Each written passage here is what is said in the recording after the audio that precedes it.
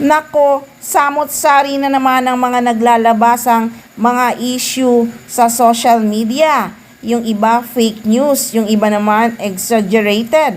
Katulad na lang nung nadidevelop na daw si Janine Gutierrez kay Jericho Rosales dahil nga sa getting to know issue. Kaya ngayon pinag-uusapan ang pag-delete ni Janine Gutierrez at Paolo Abilino ng mga solo picture nila sa Instagram. Kaya nagkaroon ng idea ang mga fans at netizens na sumusubaybay sa tambalan ng Paunin na baka wala na daw talaga at hiwalay na nga daw ang Paunin. Pero hanggang ngayon wala ngang pag-amin, sabi nga ng isang fans. Ganon talaga ang style ni Paolo Abilino. Kahit si Casey Concepcion noon nung naghiwalay lang inamin si Jody Tarasek. Kumbaga 5 years naging jowa, hindi nagkwento nung naghiwalay. Hindi na kailangang aminin o magsalita ni Janine Gutierrez yung sinabi niya na hindi niya kailangang ipaglaban kung hindi siya deserve. Kasi hindi kayo talaga para sa isa't isa.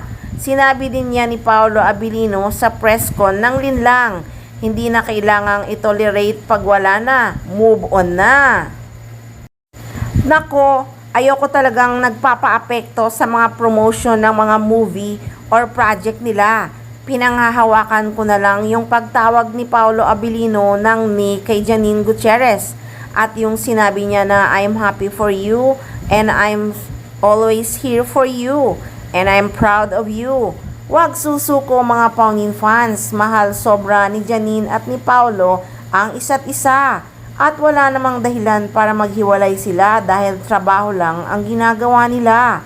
At eto lang, kung sakaling nagbago na nga ang ihip ng hangin at tuluyan na ngang maghiwalay ang Paunin at hindi na silang magkatuluyan, ay hiling na lang ng mga fans sana daw matuloy na ang pelikula nilang nabitin noon. Pero ang solid na solid Paunin fans ay talagang sigaw nila, Paunin stronger than ever. At syempre, suportahan natin ang bagong teleserye ni Janine Gutierrez at ni Jericho Rosales, ang Lavender Fields. At huwag magsawang tumutok at mag-abang lang ng mga bagong updates ng Paunin.